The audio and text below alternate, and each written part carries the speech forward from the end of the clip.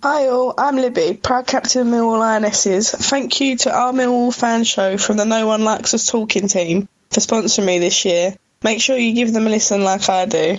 Or even better, why not sponsor a Lioness while you're at it like they do? Thank you always for your continued support. This podcast is a proud member of the Fan Hub 100. Football without fans is nothing, so we've partnered with Fan Hub to put fans first.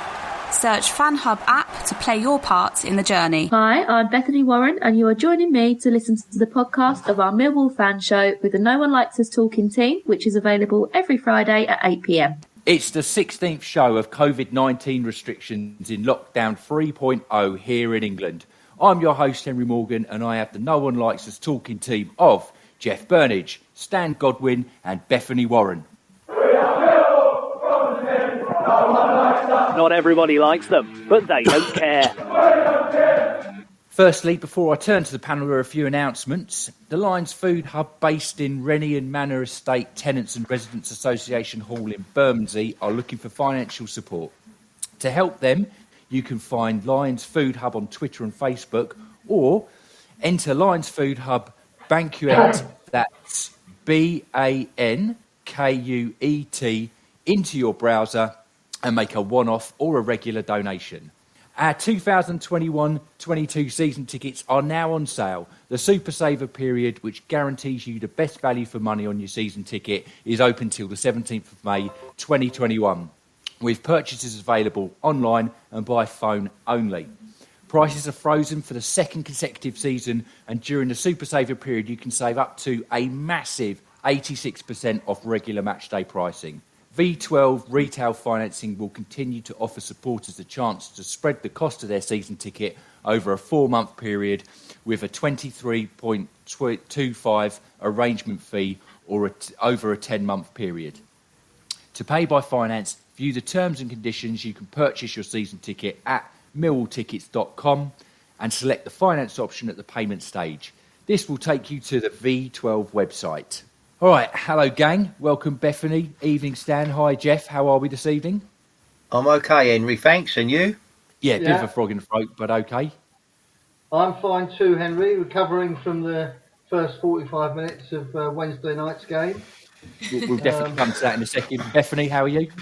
Yeah, I'm really good, thank you. Been keeping busy. Indeed. Well, look, I'll come to you first. 0-0 at Brentford, 4-1 last night. What was the difference in the two performances for you? Well, to be honest, even though Wednesday night's performance was disappointing, I think we learnt a big lesson in football. You know, I don't think we played that badly. I think we just played a much better team. You know, we missed the likes of Hutch and Murray Wallace, and we were just outplayed. So unfortunately, that's just the way it went. You know, we had good chances in the Brentford game. We just needed to get that winning goal. But again, with Bournemouth, like I say, I don't think we actually played that badly. I think we just learned a good lesson yesterday. Yeah, okay, interesting. There were lots of things on Twitter and Facebook today about the disparity in money between the two sides. Yeah. Stan, what did you think of Larry Rowett's first half team? To be fair, he was limited anyway to who he could play because we had injuries, right? You know, and I don't use that as an excuse. That is a fact, right? So we were limited there. But to be fair, I mean, you know, after about the first, say, 5 minutes, the quality, once they got going, Bournemouth, the quality was there to see. You know, they was just, it was outstanding, really. And you know, and that's and if we want to talk about promotion for us, obviously not this season, but want to be in contention next season, that's the sort of quality we've got to, you know, in the way they played the game, and they played it the right way last night. That's the sort of levels that we've got to do it at. Jeff, where did it go wrong for you against Bournemouth? I don't agree with the other two, really. I don't think we played well at all. I think, obviously, availability of players was a big factor, particularly defenders. We've been light on numbers defensively all season, and we've got away with it because Hutch and Cooper have played almost without a break. Yes. You've had Pearce come in and do well when called upon. You had Murray Wallace do well as the third centre-back when that was necessary. But we did know that Alex Pearce can't really play 2 games in a week. And he still had the Brentford game in his legs, in my opinion. And George Evans, he had a bit of an off night, I think. And he did. Probably because he'd been playing midfield and suddenly playing as one of the back three. That didn't help. Having said all that, the real story of that game was we never got close to them. They had pace and athleticism and physique all over the pitch, and we never got close to them. If you look at the match again, we just don't get tight. And the truth is, we probably can't. Because we couldn't match them if we were going tight. And if we did go tight, they were good enough to play it round us. Having said all that, it's so annoying when you go 2-0 down against a team that's playing well, but you've gifted them the 2 goals. What a different story to be basically outplayed in the first half, but still 0-0 after 40 odd minutes than it was 2 stupid goals behind. That was what I thought was poor. And I think we were always going to do better second half. I think Bournemouth bound to take the foot off the gas a little bit. But to be fair, I thought we did play well second half, a lot better. I don't think it could have been much worse, to be honest. And I think in summary, really, I do start thinking, actually, if the fans were in the ground, well, maybe it would be a different story anyway, but they wouldn't put up with performances like that, I don't think. And I think that if we don't get off to a bouncing start next season, people might be in jeopardy of speaking about Gary Rowett's job. But anyway, we shall see. Look, we will take a break there and we'll be back with our first guest this evening. But for now, let's listen to what Fantastic Fanatics can offer the club. Hi, I'm Richard Gordon, and I'd like to invite you to become a Fantastic Fanatic. Fantastic Fanatics is a great way to raise funds for your sports club. Sign up today, find your club, and securely register your everyday debit and credit cards. Every time you spend with our retail partners, they pay a percentage back to your club. It costs you nothing, and you can win cash prizes along the way. Visit fantasticfanatics.com and help your club be the best it can be. I'm Henry Morgan, and I'm back with the No One Likes Us talking team of Jeff Burnige, Stan Godwin, and Bethany Warren.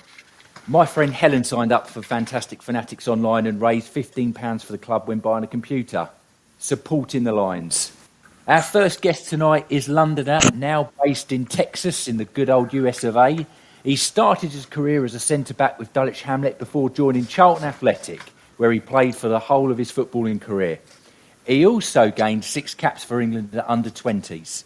From playing, he quickly turned to management, firstly with Eastbourne United before heading to the United States to manage Baltimore Bays and the United States national team.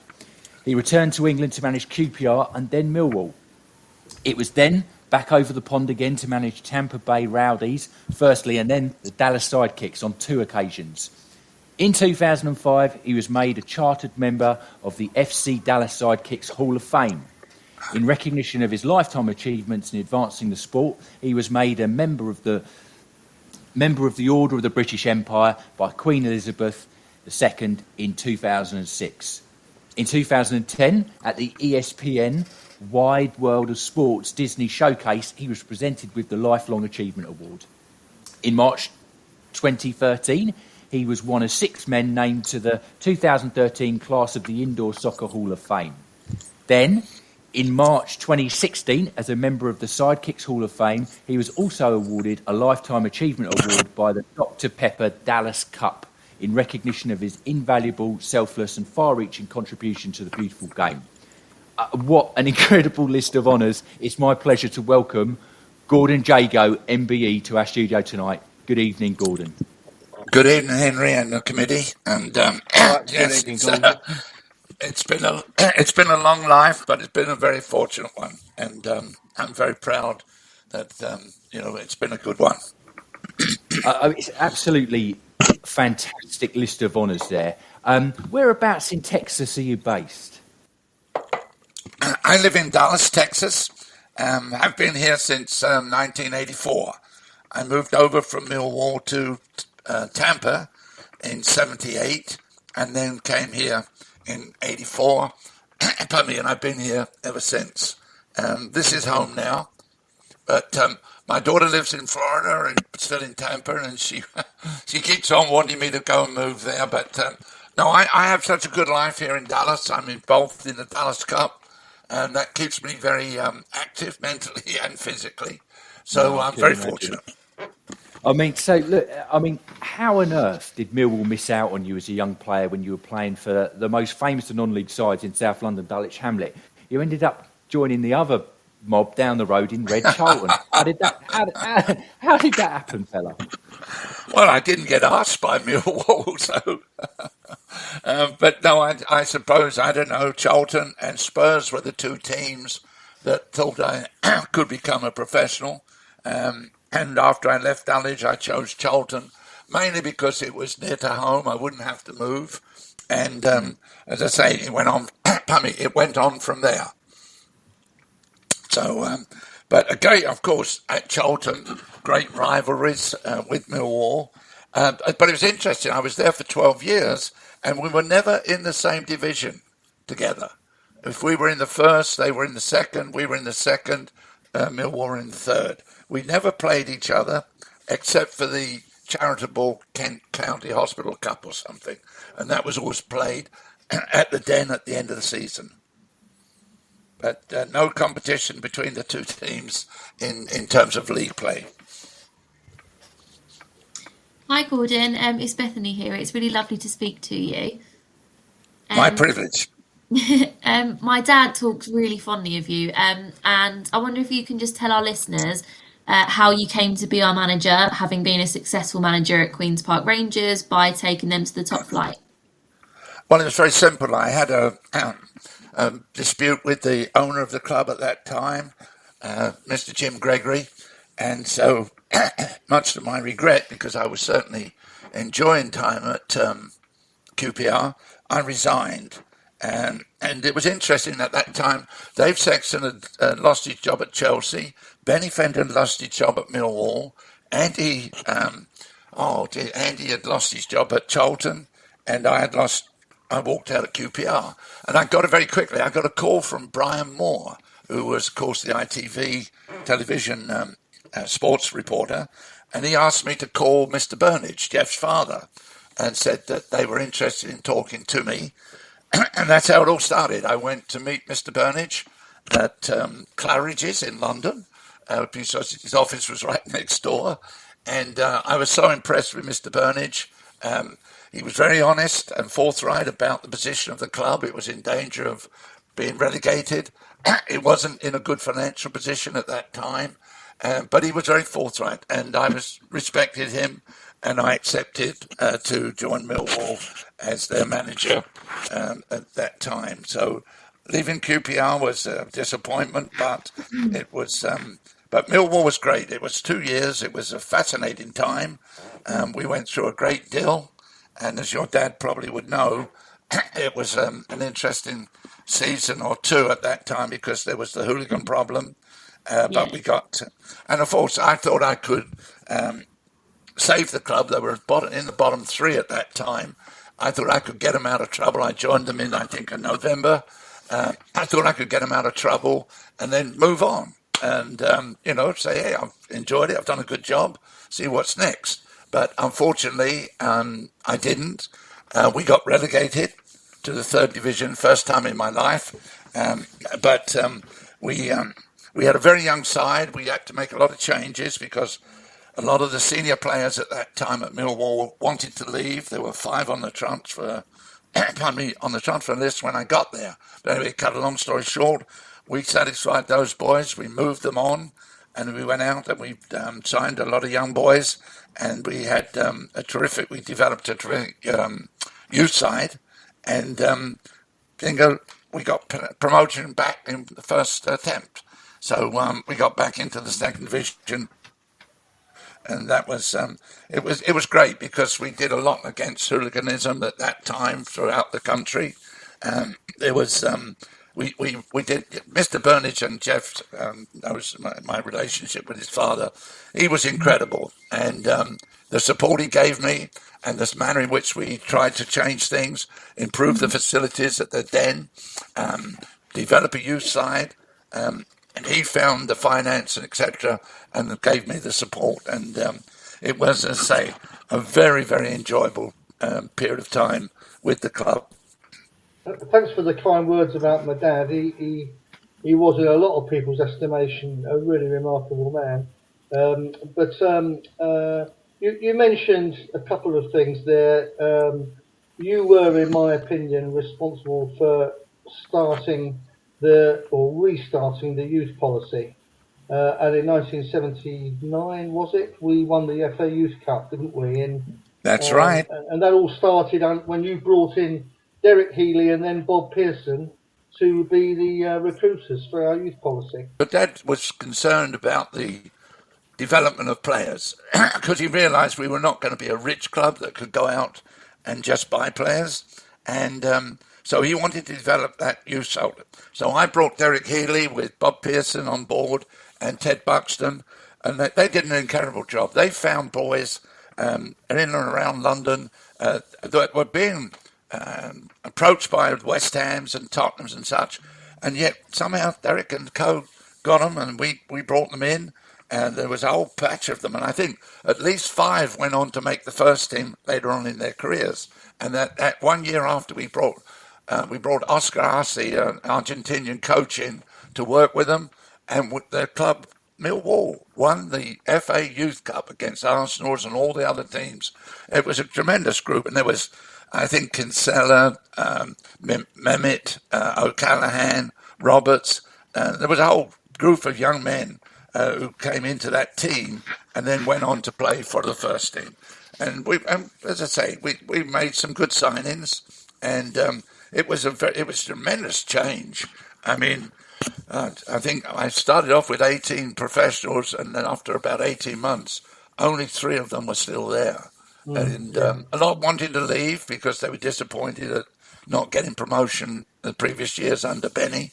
But anyway, long story, but a really very busy time in my life, but I learned a great deal there that stood me the years later. And we developed, as I say, a youth club, a youth side, and a youth organisation that served the club well.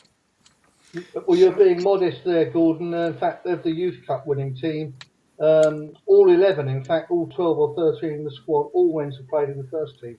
That'll never ever happen again, I'm sure. But I'd like to ask you about the Panorama programme. As Eamon Dunphy's book, A Rocky Road, made reference to, we were featured on this Panorama programme in 1977. In hindsight, had that not gone ahead, what might have happened at Millwall? Would you have stayed a lot longer, do you think? Oh, yes, because you could see I was enjoying it. There were a great bunch of players at that time. They were young, they were enthusiastic, and eventually I wanted to be the first Millwall manager to take the club into the First Division. And I honestly believe that could happen. And we were developing the side. We had a lot of youngsters coming forward. And unfortunately, we're wise afterwards, that decision to let Panorama produce a programme was disastrous. They were disgraceful in what they did.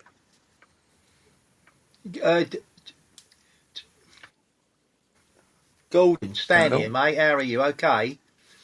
Yes, I'm fine, thank you. What I was going to say was, good. In the season 1975-1976, you had brought in 2 of Millwall's most notable black players into the team, Trevor Lee and Phil Walker, who even to this day are still revered by Millwall supporters.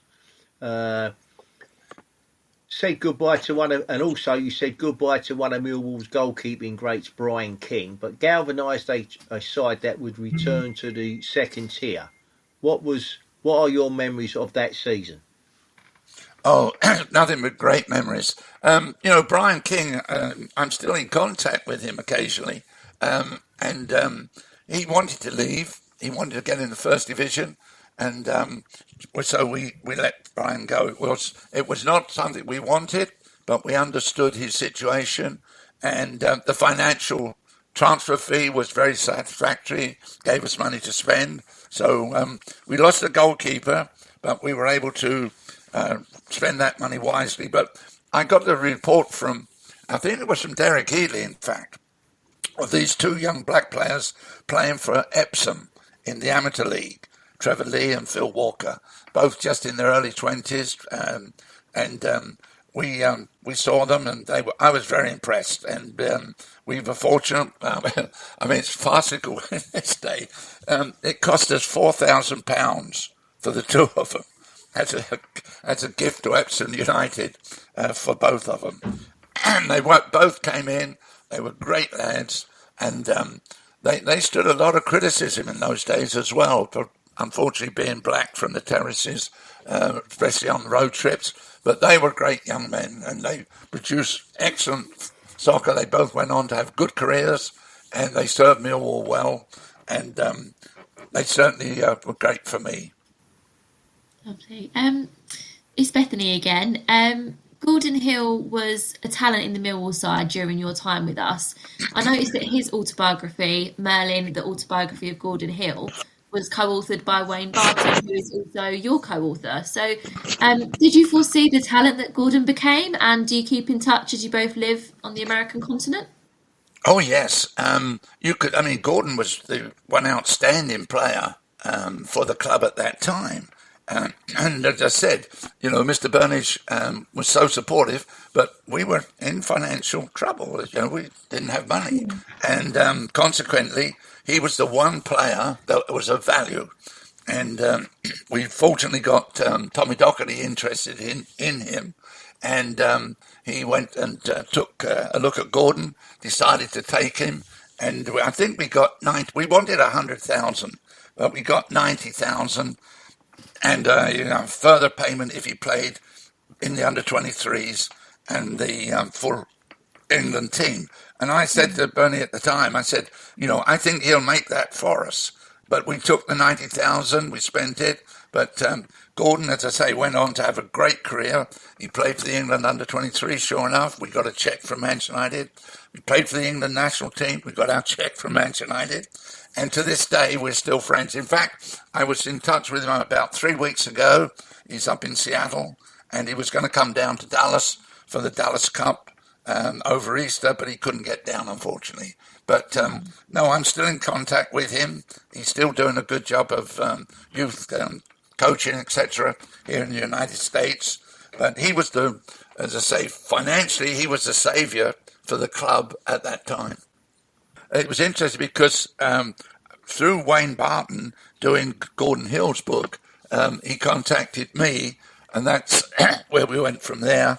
And of course, Wayne came over. We produced the book. It's going to be on sale in Amazon in the UK now. I think it's available in August.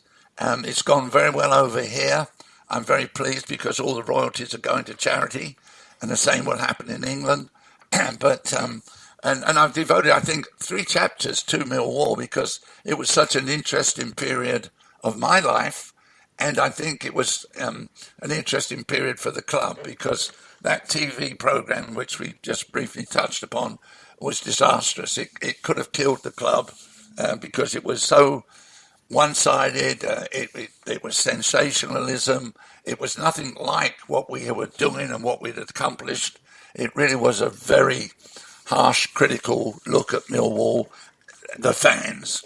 And anybody watching that program at that time certainly wouldn't come to the Den to visit and see if their team play. And that was going to hurt us. And it to a certain extent, and Jeff knows a little bit more than most, to a certain extent at that time, it almost destroyed me because I'd worked so hard with the club and everybody, the board, the players. We were succeeding both on the field and off the field.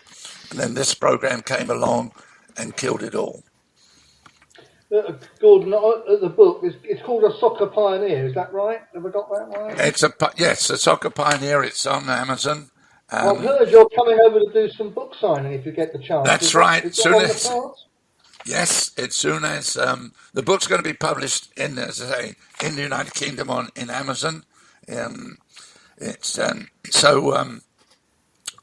coming over once I get the schedule to see the games for the new season, and travel. We're hoping it's going to be improved. I'm looking to get over in September or October, and I think that they'll be attempting to do some book signing as we have done here.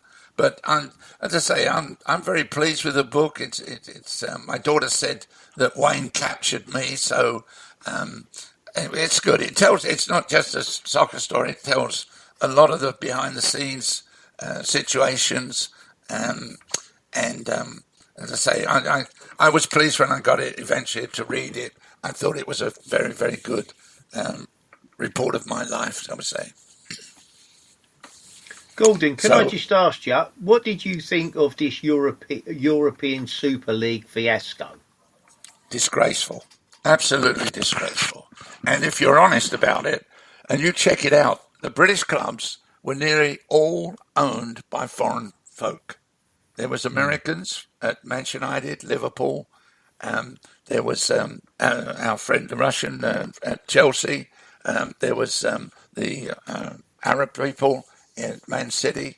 They don't have the feeling that you and certainly Henry, Stan, Bethany and Jeff, I bet that you have from your lifetime of watching Millwall Football Club and football in general. They don't have that feeling. They're not in the British League. And all it was absolute, and I don't mind saying it, absolute greed to make money. And it would have been a disastrous decision for the Football League and all the rest of the British soccer. And I'm pleased that, the fans reacted immediately. And fortunately, the club owners saw some sense that they were going to lose, and that decision has been, put aside. But it was, as I say, it would have been terrible.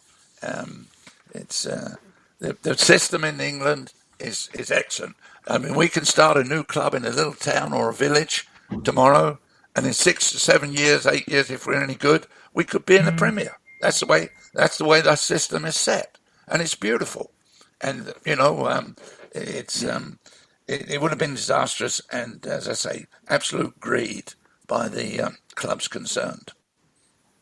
Yeah. Well, lastly, Gordon, before you go, it's tradition on this show that guests provide a prediction for our next match. So what do you think the score's going to be when Millwall face Watford at Vicarage Road this Saturday?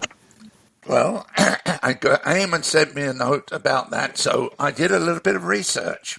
And if you look at Millwall and Watford's games of lately, neither side is scoring, right?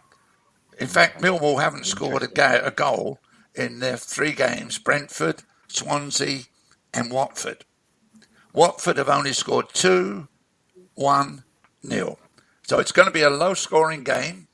I think, unfortunately, I don't like to say it, but I think Watford are a little bit better than Millwall at this moment, so I think Watford will win. But I think it'll be very close. I think it could be as low as 1-0 or 2-1, but it won't be. I'll be shocked if it's a high-scoring game on the recent results. But again, I'm hoping I'm wrong. Well, our Watford fan said something very similar. Listen, thank you so much for coming on the show. Just to clarify for everyone, your book, A Soccer Pioneer, already available in the USA, will be available in the UK on the 21st of August 2021 from Amazon. So look, all the best to you, plus George, Commander-in-Chief, hopes we can catch up when you are in the UK for that book signing. Well, if I come to the UK, I will certainly time it that there's a home game at the Den, and I might get an invite. Right, Jeff? Ah. You might get one. I doubt if I'll get one, but there you are. That's another story. Well, hey, Henry, Stan, Bethany and Jeff, thank you very much indeed for allowing me to spend time with you. I've been very fortunate, as I've said, and I had the good fortune. I'm still involved with the Dallas Cup, So it keeps me active mentally and physically. So I'm very happy. But I certainly look forward to seeing you all before the year's over. Please keep safe, keep well, and every success to the club and enjoyment for all the supporters. Thanks, Gordon. All the best. Yeah, thanks, Gordon. Thank you Cheers. so much. Okay, thank you. Bye. We'll take a break there before we hear from our second guest this evening. But first, here's Bethany Warren with Be My Eyes.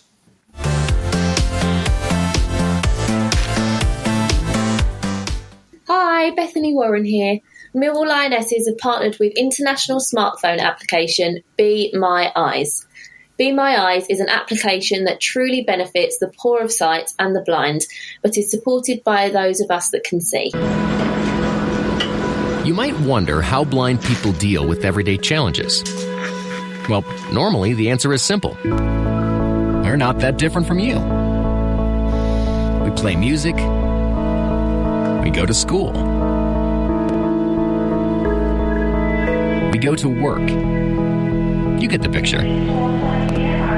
But sometimes the simplest things can be difficult, and we need a pair of eyes. Connect to first available helper. That's where you come in. Establishing video connection. Through your smartphone, Be My Eyes connects the blind with sighted people through a live video connection. Simply choose if you need help or want to help by the click of a button. That's a nice picture of you and your family, Caroline. Is it for a present? Yes, it's a photo from my parents. You can help just by installing the Be My Eyes app. Print image. And we'll notify you when someone needs your help. And if you're in the middle of something, don't worry. Someone else will step in. So, would you care to be my eyes? Be My Eyes is displayed on the Lionesses shorts this season. Download the app onto your smartphone now and help those that need your eyes straight away.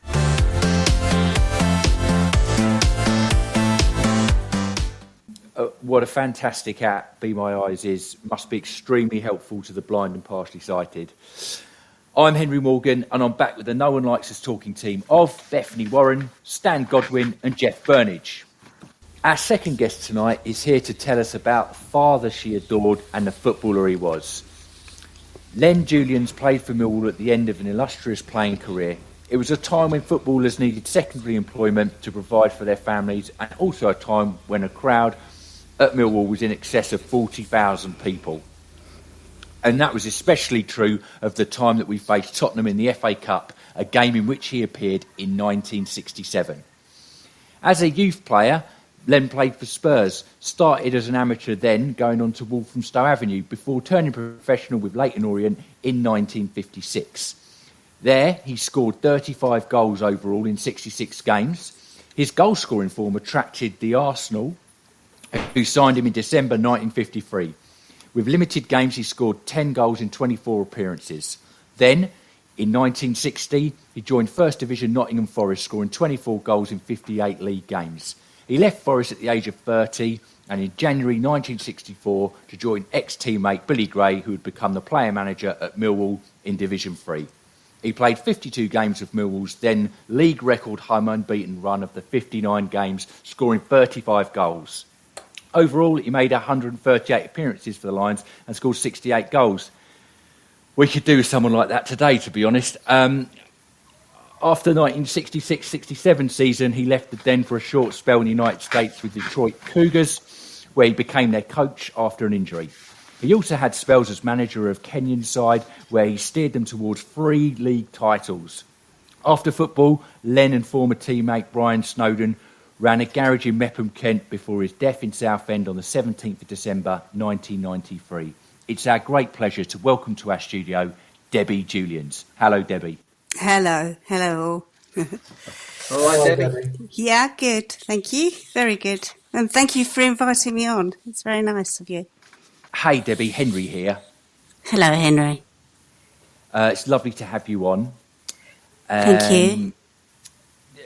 I seem to remember you coming to the Den in the recent past as part of a Millwall Dockers Day, as organised by the Millwall history man Chris Breffel. Can you tell us about that? Yes, I can. I came 2 or 3 times, actually, once with my daughter and always with Dave Halford, who was part of the FA and was very, very good friends with my father. And it was just amazing, really. The atmosphere I was treated like royalty. It was amazing. And it gave my daughter a really good insight of what, her granddad was all about as well. And Chris was fantastic. He looked after me. He told me a lot of information about the printing business my dad had, and used to print some of the actual programmes as well. Chris gave me a fantastic picture that I got framed, and I got people were just coming up and introducing themselves to me, which was brilliant. Which was quite amazing. They invited me onto the pitch, so I got a feeling of what my dad actually felt like. It's sort of got an insight there, but it was amazing. It was just incredible. I had great big men coming up and shaking my hands and sort of saying all the memories of your dad. And somebody actually sort of put on Facebook recently. It was and he put that somebody told me, not reminded me, of there was a shot my dad took, and apparently it was at the Iderton Road end. Ilderton Road, yeah. Yeah, and it rocketed into the bottom left-hand corner of the net. The Bournemouth goalie picked it up out of the net, and the ball had burst. So that's the sort of power. So, yeah. I remember that goal, Debbie. It's Jeff here. I remember that goal. They weren't very happy. Who was the opposition? Did you say it was Bournemouth? Bournemouth. That's what that's what they said on Facebook. Yes. They actually thought the goal should have not stood, and a free kick or a drop ball should have happened on the pitch directly below where the ball burst. But I think we claimed it only burst after it went in the net, so therefore it was a goal. But they are an unusual goal in the name of Mr. Julians. Yes. Well, he never did anything particularly normal, did he? So he just loved the game. He loved Millwall. Millwall was in his blood, really. Football was in his blood. I mean, my nan actually went into labour with my dad playing football, would you believe so? And that's, and of course being a Tottenham lad as well. So, yeah, it's very, very fond memories, and just the atmosphere. There's nothing like it. And I've been to lots and lots of matches elsewhere and lots of clubs, but nothing like Millwall. Stan here. Hello, Stan. Great to talk to you on the show. Well, let me just say this: the reverence is probably the best way I can say it. When I was at Millwall, and to some degree now, obviously, but then you know, because people remembered him. But I mean, when he played when I was a kid, it was as if he walked on water, as far as a lot of the supporters was concerned. I mean, and you've seen that picture of that diving header. Yes. I mean, that's probably the most iconic picture of him, in my opinion, in all the time he played at Millwall. And I remember in his last home game before he left, it was against Blackburn, and which we drew 1-1. And that's when it all ended. All the crowd come running on and whatever. As it turned out, at the start of the next season, we played Blackburn in the opening game of the season, and we lost the game 2-1. And in about 10 minutes from the end, most of the crowd was all singing "Bring back, bring back, bring back our Lenny to us," and that was So, but I was just going to ask you something. When looking back when your dad played and then he played in the States, did your dad ever regret leaving the Den when he did? And did he ever return to the Den to see Millwall play like later on? Yeah.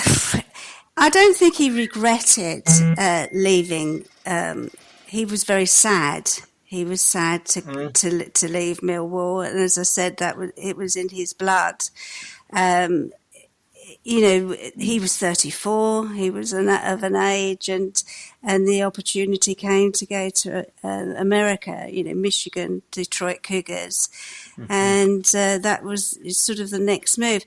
It was very, very difficult for my dad because not only was he leaving Millwall, he was leaving his mum and dad and our family, not us. He took us and my mum we all went out there, but he was leaving all of that behind.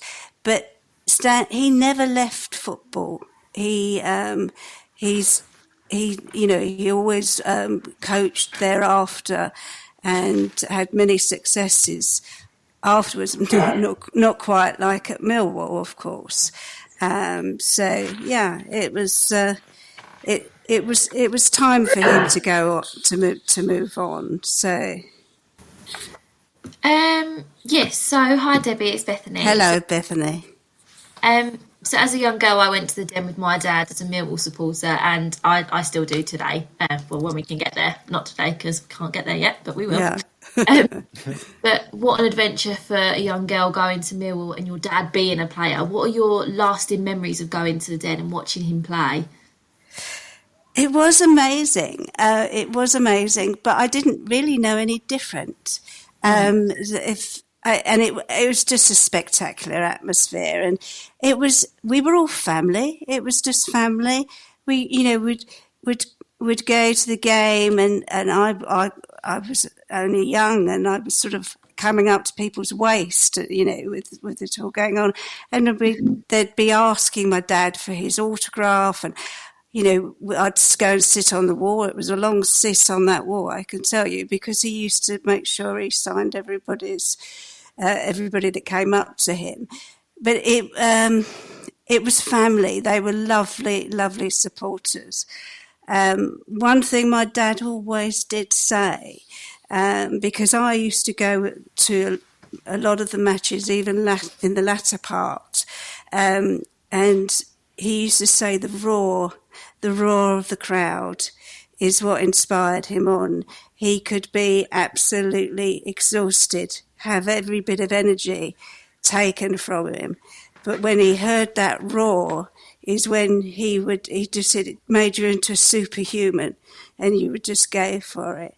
And I suppose that stand is where that picture comes from my dad scoring that goal, or heading the goal, is the pure determination on his face. So he always said it was everybody combined, the crowd as well, that made them a success. The only game I ever knew where we had 3 pitch invasions and the game finished on 90 minutes. I remember that as well, Stan. They didn't do I think the referees used to have a train to catch in those days. They never certainly played 4 and 5 minutes afterwards. But can I just come in? Going back to what it was like. I mean, my dad's last game, and that game where they won the record, was that they crowd surfed my dad, and most of his shirt was taken off as well. They took it off for souvenirs, and I can remember as a young guy, what on earth are you doing to my dad? Why is my dad up there? It was lovely. That was a time in a bottle. I think everyone should know. I mean, it's over 50 years since this all happened, Debbie. Unbelievable, isn't it? Show my age. I can only tell people listening that Len was absolutely revered, to use Stan's words. He was an absolute legend at Millwall, and he made a massive impact on the team that Billy Gray brought together, and did the very unusual feat of getting promotion 2 years running.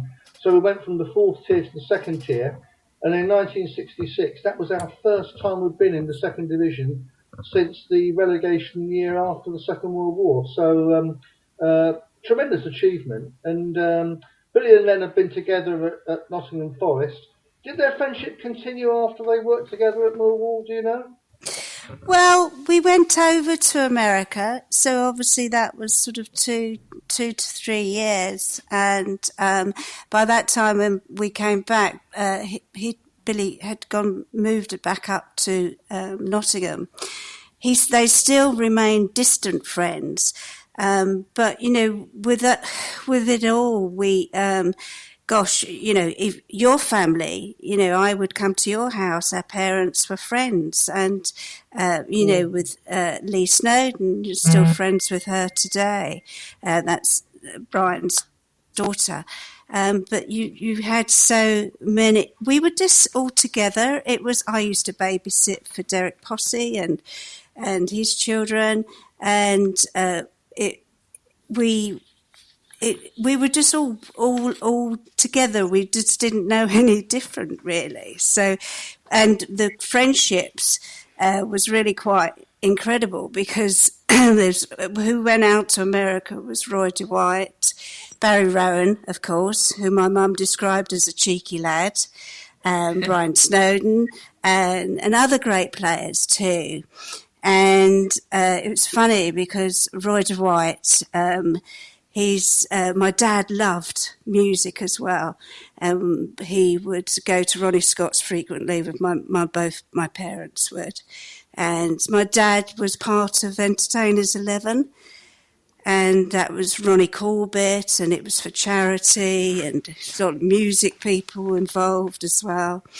And Roy DeWitt asked my dad, would he take one of his cousin to one of his friends in Tin Pan Alley, a musical friend. So my dad said yes, and he took this very timid lad along with very thick glasses and very shy, and his friend gave him the job, and his name was Elton John. And so, you know, it was all interlinked. It was all, you know, everything. There was nothing pretentious. Everybody helped each other, and, you know, it was all mixed in. And Daddy, I do call my dad Daddy. And, you know, he was friends with Malcolm Allison, and he always kept in the game training. He trained at Goldsmiths College as well. And, you know, he went on to, you know, with great friendships there all the way through his life. Lastly, I read a lovely story about your dad managing a team in Africa. Can you tell us and the listeners about that, and what they used to do for him and what they wanted to do when he passed away? Yes, it was Gormere, and he went out there trained. The team had gone very, very low, and he brought them up, and they won 3 championships, and took them to the East Central African Club Championship. So they were overwhelmed. They adored him, and what they for a great honour, they would sweep the road. And after one of the championship, it was mayhem. It was everyone was out celebrating, and they swept the road for my dad. Now, they'd never done that for the president. They'd only ever done that for the Queen, our Queen. So the president wasn't very happy, but he was. They wanted him to actually do and run the national team, but they felt that there was a few issues, and of course the country at that time was becoming a little unstable, but a beautiful, beautiful country. They loved it so much, and the passion. And there's a few Len Julianses, not because they're my siblings, is because it's an honour, and what they do, if anybody they admire, they will name after that person. So one of the players actually called their son Elvis Julians. So he's quite grown up now, I would have thought. Wow. But when my dad died, they asked my mum for his ashes. And she said, well, no, you can't, basically. So they said, well, send half of them, please. So very, he loved it there. It was, he brought so many people on as well. So, and he was also, when he died, he was at Spurs. He was a community officer there. So he would go with to the schools. He would coach the youth and bring the community in. And he adored that job and he loved it. And so that's where he ended up. So he was a Spurs boy that went back to his roots and went to Spurs again, to Tottenham. But his love was Millwall. So he actually wanted his ashes to be at the Den. And because Daddy died in 93, and that was the year, obviously, the last game of the Den. So we actually got... we got on the last game we attended. Jeff, we were there with you, weren't we? And Jane, your wife, and sadly both gone. And I went there with my daughter Chloe and my dad, and it was really odd on the approach to the ground. It was very surreal. It was like all these people were saying hello.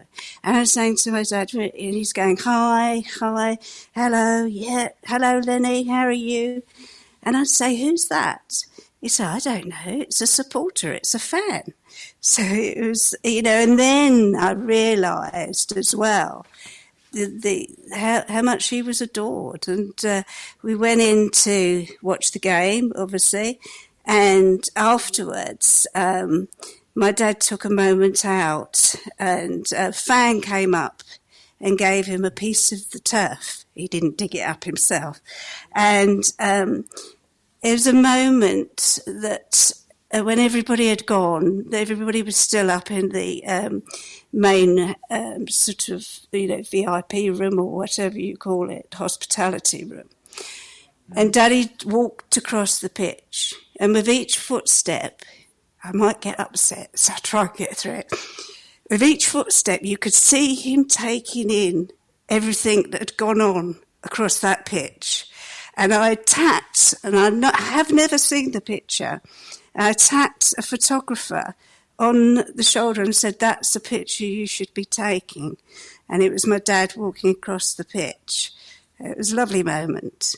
But what we did was, he loved the sea, so he looks over the sea. On his stone, it says Lionheart, and I planted some of the pitch next to his stone as well. Oh. That's fantastic. Well, Millwall was his main love. I mean, he was... somebody said to me, he died young, but he said that he lived a life as if he was 110 because he had football. He had moments and he lived a life that nobody would ever believe, and football took him all around the world. And that's why I think he was so happy teaching the children. He was handing on that baton of football is special. And it's very precious, and it brings people together. So, yeah, very precious, very precious. Well, it was a very personal recollection you gave us there, Debbie. It brought a lump to my throat, it really did. You be careful, because... a lot of people were very emotional that day, the last day at the Old Den. But your personal memoir, we mustn't forget that Len... scored the goal, didn't he, which enabled Millwall to set that new record for unbeaten home games. Yes. With that famous diving header that you described the photograph of, we beat Carlisle, didn't we? And in about the November, December, and the record finally got lost, didn't it, in the January? And your dad's managed to finish his career by playing in the two games with Tottenham. he was a Millwall fan, but he was born in Tottenham. So that must have been a wonderful send-off for him. And as I've told everybody several times, to see him being cheered off the pitch by the supporters after his last game, because we knew he was going 2 games before the end of that season, that's a memory I'll never forget. So thank you very much for reminding us of the things that you have as well, Deb. Yeah, no, we're proud. I'm proud. And, he had such special teammates then as well, and sort of afterwards. And Tommy Wilson, we used to go to the seaside together and as a families, and it was all very special. Well, Debbie, it's been great to catch up with you, but before we say until next time, it's tradition on this show to ask our guests for a prediction for the next game. So, what do you think the score's going to be when we play Watford? Okay, I know that they're doing a little bit better than us at the moment, but I'm going to predict that my dad is going to set it, and Len Julians scored the goals at the home league record, and beating Carlisle, they won 2-1. So I would say Watford 1, Millwall 2. And my dad sprinkled a little bit of dust down as well for them. Yeah, come on, you Lions. That's what we love to hear. Yeah, absolutely. Debbie, thanks so much for coming on. We wish you all the best. Take care, and maybe we'll catch up again soon when we're next at the Den. It was my pleasure. Thank you. Bye, Debbie. That was bye. Bye.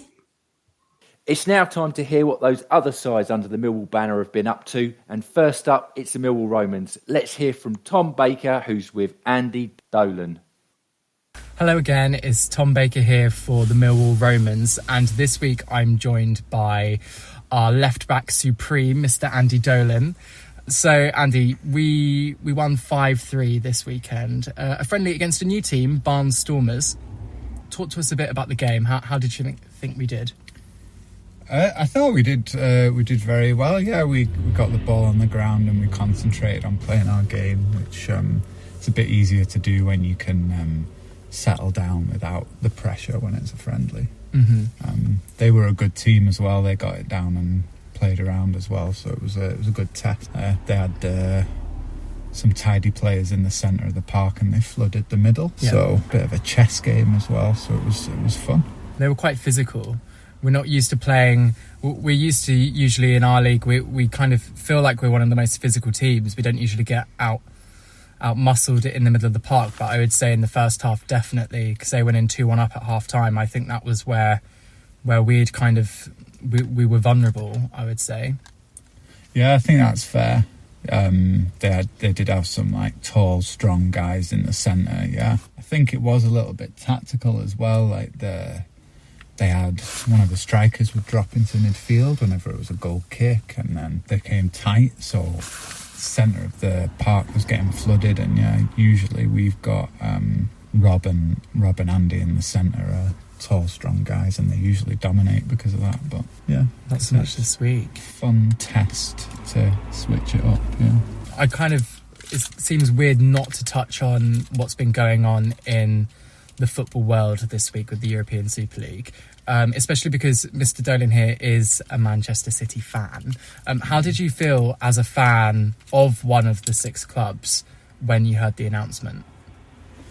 A little bit stunned, I guess. Yes, I'm born and raised in Manchester, and my dad was a City fan from when he was very small, so we were raised going to watch the City games. At a time when they had a fierce rivalry with Millwall, actually, in the early 2000s. Yeah, I was just a bit stunned and sort of numb about it, really. I felt a bit detached, but to be honest, I suppose maybe it's an age thing, maybe it's to do with what's happened with City, where in the last 10 years, while it's been a lot of fun to watch them succeed, and it's been a bit like winning the lottery, there has been a degree at which you feel a bit more distant from the club because the biggest clubs become more commercial and, a global brand rather than a football team. And just felt like another step along that road, really. So I'm glad they've stepped back from the brink. I'm sure it's not the last of it, unfortunately. They're talking about maybe there'll be some government intervention now to kind of make sure there's a more equitable spread of resources around the Football League. Hopefully there'll be some progress on that front. It's complicated, so I don't ever think it'll be perfect, whatever the solution is, but hopefully you'll see a bit of a reversal in this constant flow of money, more and more of the money to the top. Yeah, I hope so. And going back to the Football League, obviously only a few games left this season. Millwall have a particularly tough game this weekend away at Watford, who just need 3 more points to secure promotion, and they are very good at home. They have the best home form in the league, and in fact have won the most home games in all of the top 4 divisions in the country. So tough ask, but they could definitely get some promotion jitters. What do you think? What are you going to go for? Yeah, well, I've seen Bournemouth won to give Millwall a bit of a tonking, so they've put pressure on Watford. So I'm gonna be bold and say that Watford are gonna bottle it, and Millwall are gonna sneak a 1-0 win. Yeah, I'm gonna go with Millwall as well. I think there could be a little bit of a shock. I'm gonna go 1-0 Millwall. Their unbeaten return to football continues, and next up is Soho FC this weekend, and we will hear from them again next week.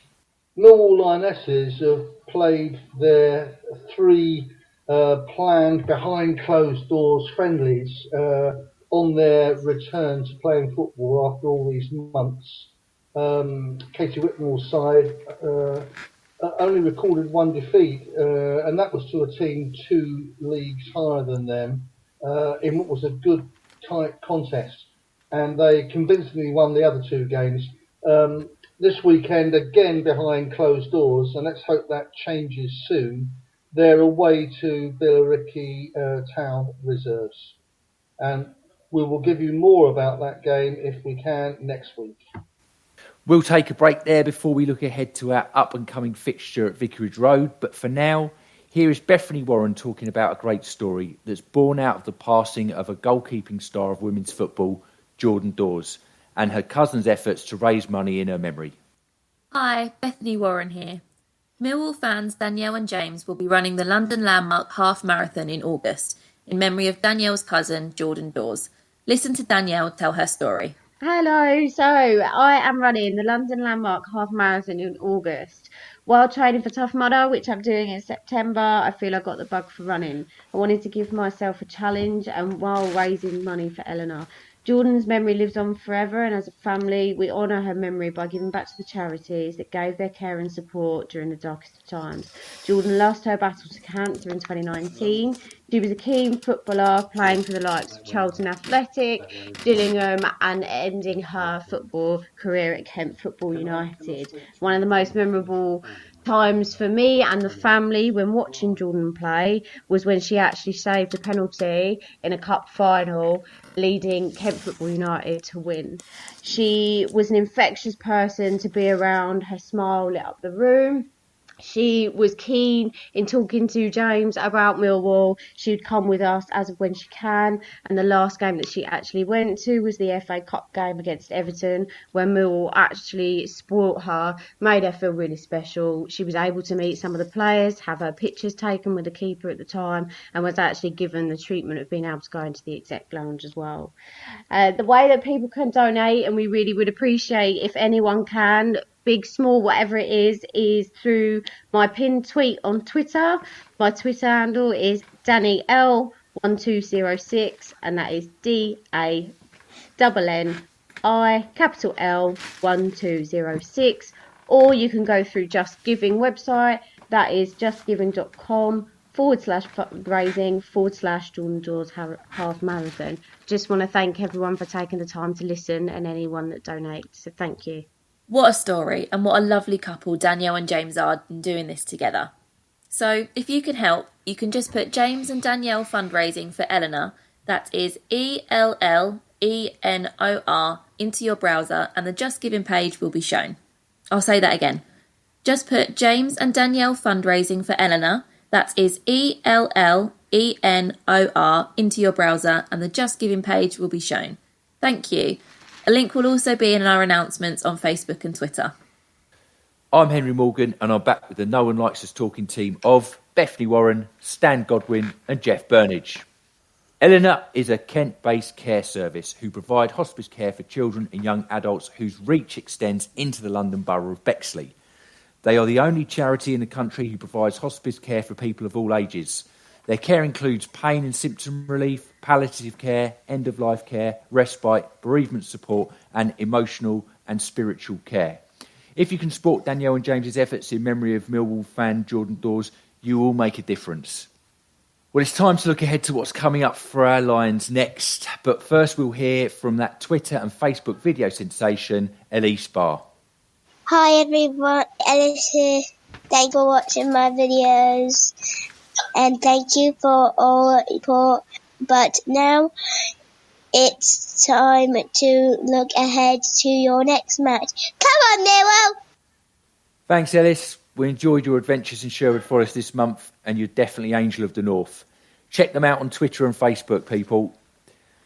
Earlier, I met up with Fan Hub partner Mike Duffy and Watford podcast Voices of the Vic as fan from the opposition. Let's hear what he had to say ahead of our trip to Vicarage Road on Saturday. Mike, good evening, fella. Good evening. Thank you very much for having me. No problem. Great to have you. Watford currently lying second. I think they can still just about win the league. Is that right? I think you're almost there. We can. Talk me through your season. Give me a quick minute and a half on your season. What's it been like in the Championship this year? Real roller coaster. You know, you'd expect from coming down. We expected to be up there this season. You know, yes. Challenging for the title. Didn't quite go to plan under Rivic, and then we thought, well, you know, at this rate we'll be lucky to make bloody playoffs. And then Cisco comes in, and we started. You know, we haven't looked back since he changed it to 4-3-3 against Bristol City, and life's been brilliant since then. So a win on Saturday against your boys, and we promoted. Okay, so thinking about that, who have been your key players this season? Who might we have not heard of? If you had to pick out three of your key individuals that Millwall fans need to be wary of on Saturday, who would you say? Well, it's very easy to say. Ismail Assar, definitely. Okay. Will Hughes and Nathaniel Chalobah. And, you know, feel a bit harsh not mentioning more there because it really has been a real team effort this season from the boys. And what do those players bring? What are we looking at? Have they got a dynamicism? Are they good on the ball? Are you good in possession? What is it? Is it their pace? Obviously they're threatening players, and some of our listeners will definitely will recognise them as being, you know, certainly top class Championship players, if not, you know, good Premiership type players. What are they bringing to the table? Ismail Assar, the pace on him, I've not seen a footballer quicker than him ever. But it is frustrating sometimes because I think he forgets sometimes how quick he is. Okay. Because he'll sort of go to run at a fullback, and then he'll hesitate a little bit, and then he'll take him on, and you're just thinking, "Come on, Ishmael, you know you're rapid. You got the beating of most fullbacks in the Championship, and it can be a bit frustrating, but he's absolutely rapid. Nathaniel Chalobah, the way that he can control the game, same as Will Hughes." He's the absolutely key. They are the key in that midfield. Nathaniel Chalobah's record against Millwall, I think he's played Millwall 8 times and he's not won any of them. So he'll hopefully look to break that duck. But the way that Will Hughes just controls the midfield, slows it down if he wants to, always looking to get other players into play, get the ball forward as much as we can, and very much the same with Chalobah as well. Okay, awesome. Is there anybody from Watford's perspective that they would look at on the Millwall team sheet and think they might cause us some problems, or is it more of a team? I would say effort? 3. Okay. I would say there's 3 from a personal perspective. First one's Bill Kowski. I can never pronounce his name right, the goalkeeper. That's right, the goalkeeper. Very he's good got player. 18 clean sheets this season, the third most in the league. Yeah. And obviously that's testament to your defence. Jake Cooper at the back, he was a nightmare in the reverse fixture. His head seems to be on the end of everything. And then the obvious one would be Jed Wallace, because he's your top goal scorer, isn't he? That's correct, he is, scored last night in a woeful performance against Bournemouth. But those are probably the 3 that I'd be wary of. Probably those 3, to be honest. Yeah, I wouldn't disagree with you with any of those. I think you've probably summed up our team quite nicely. That's awesome. I know Watford are on a very good run of form. A win away at Norwich the other night. What is your gut feeling for the score against Millwall on Saturday? I mean, like I said, we need to win to gain promotion. We've won 53 points at the Vic this season, and like the best home record in the league. So Watford don't do things easy. So we will make hard work of this. I'm going to go with a 2-0 win to Watford, but that's not to say that Millwall will put us under an enormous amount of pressure. I think Millwall will start out the traps quick and give us a bit of a fright, because I am a little bit worried that maybe not the occasional get to the players, but I am a little bit worried that players might be thinking about, let's get to the full-time whistle and make sure we've won. I'm not sure it's going to go as fluid as we'd like. I hope I'm wrong, but 2-0 I'll say, 2-0. Okay, a 2-0 prediction from Mike Duffy. Mike, we'd love to have you back on the show for a review of the game. If you're up for that, we're up for it. If you're Absolutely. Up for it, pucker. Yeah. Well, look, I look forward to speaking to you maybe Sunday or Monday and maybe discussing Watford's promotion back to the Premier League. Fingers crossed. Thank you very much for having me. Really appreciate it. Thank you so much. Appreciate you, fella. Watford have got 53 points from their home games this season. So we'll send that over to the panel. Bethany, what are your thoughts on this Saturday's game? Yeah, do you know what? I hadn't realised that until he said it, and I thought, oh no. The numbers don't lie, do they? Well, they've had really good form this season. Obviously, they're going to be chasing for that promotion, aren't they? So I think it's going to be a tough game, but also, like Mike said, Millwall won't make it easy for them, and I really think they won't, especially after the performance that we had on Wednesday. So it's going to be a tough one. But do you know what? I'm really struggling this week to call it. I can't, based on Wednesday. I just can't call what's going to happen this week. I don't know, because with all our injuries and stuff, Yeah, we'll see. Wonderful, thank you. Stan? It's going to be an interesting game on Saturday. I mean, I would have to say we're playing Watford at their place. So, and I only need did he say the 3 point? Did they actually need a win to get promoted or not to lose the game? But my view would, I think they win, they're up. But my view would be that they would be favourites to win the game. And I think they probably will do, but I don't think it's going to be an easy game to win, because I don't think, and they won't want to be shown up again, and so I think they will make it hard for Watford on Saturday. But I accept the point that probably, in my opinion, I think Watford will take that game. Jeff, any light at the end of the Vicarage Road tunnel? Some. Look, the form result is 100% that Watford will win the game, isn't it? I mean, they got a great home record. We were fairly poor, shall we say, on Wednesday night. We seem to be very short of defenders. We played George Evans, who'd come off injured the previous game, Alex Pearce, who only lasted till half time, and Jake Cooper, who's got a double shoulder dislocation, and nobody behind them to come in, unless you bring in someone like Hayden Muller for one of his first ever games. So all the form indicates that we're in for a pasting. But football's a funny game, isn't it? And I believe some of our players if not all of them, have got great character, and I think upsetting the odds is definitely a possibility.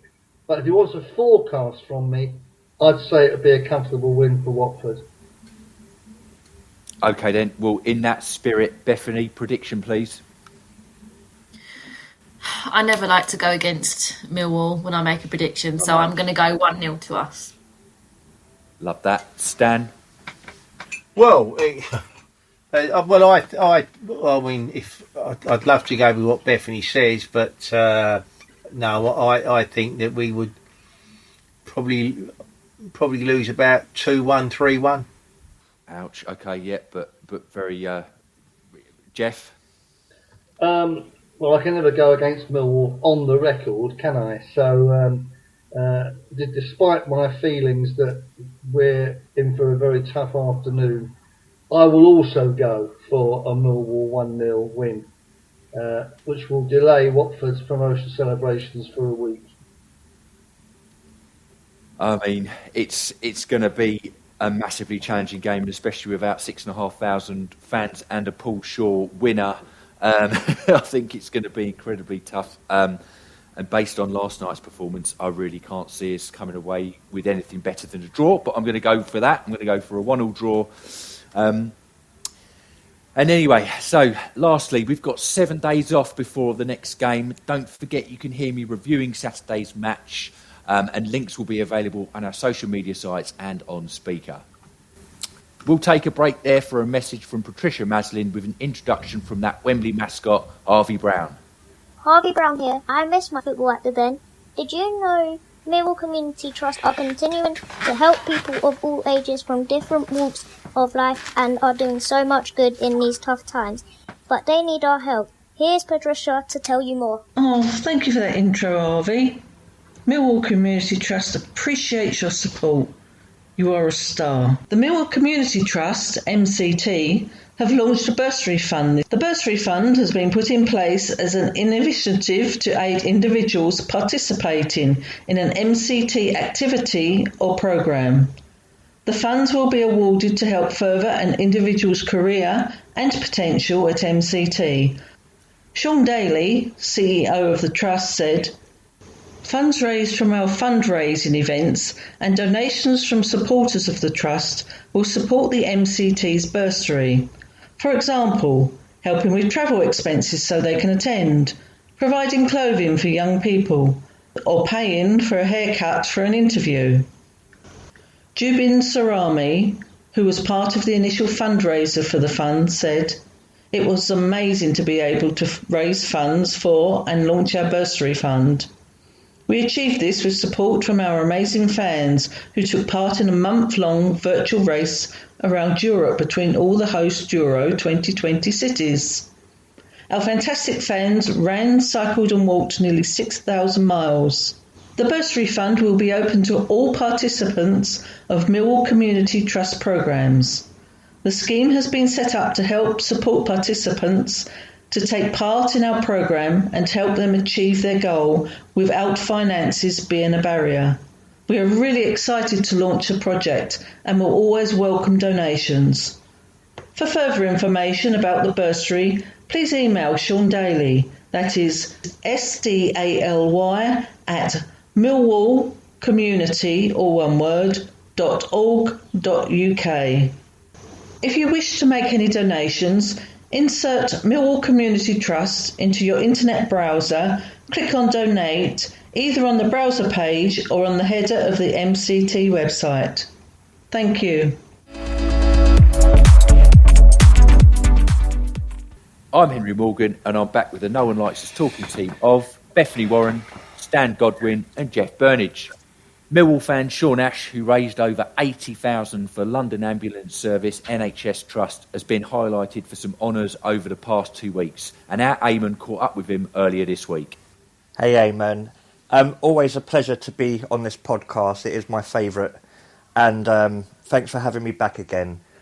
So basically I completed my fundraising efforts, so we raised over £81,000 for the London Ambulance Service. Fantastic. And again, this is a lot of thanks goes out to a lot of Millwall supporters that got behind me and got behind this fundraising effort as well. I couldn't have done it without you guys, so I'm always thankful to my fellow Lions for supporting me. And the London Ambulance Service are very thankful as well. And so basically, I'm going to be receiving a very prestigious award. So this is called the Civic Award, run by Bexley Council, and it is for outstanding achievement. And obviously this was to do with the fundraising effort for the London Ambulance Service during the pandemic. So I'd already received a certificate from the Mayor of Bexley for outstanding efforts during the pandemic, but this is actually going to be a bit different. I believe this is a certificate as well as a glass plaque, and this is for obviously raising that 81,000 as well as being like a positive force in the community during such a dark time.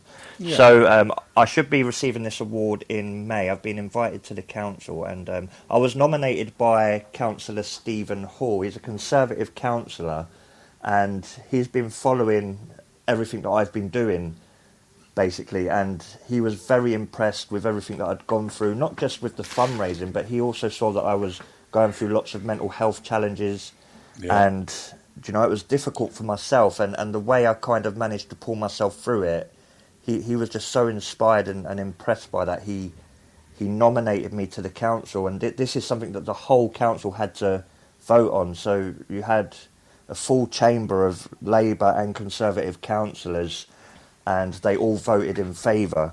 So this was a successful nomination, and this means a lot to me, and it's actually nice to see Bexley Council coming together regarding different political persuasions to support people like myself in the community that are out there trying to do something positive. So I'm very humbled. I'm very excited to be receiving this award, and I don't actually have a speech written, Eamon, so I didn't know this. It's like being at the Oscars, I suppose. I'm just not prepared for it. I weren't expecting to win this kind of award, but Councillor Stephen Hall said it is very prestigious and it's very hard to get as well. So, well, I think, Sean, I'll stop you there.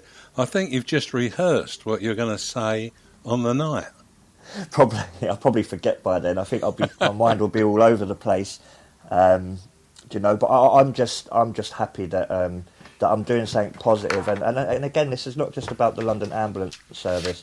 This is about the condition I have called Requiner syndrome. Yeah. It's also about representing the positive stuff that we do at Millwall, and a huge part of charity work that goes on at Millwall that, again, doesn't get recognition that it always deserves. And so I'm just glad that it's being picked up on and that the media are taking note, and it's a force for good, Yeah, it certainly is.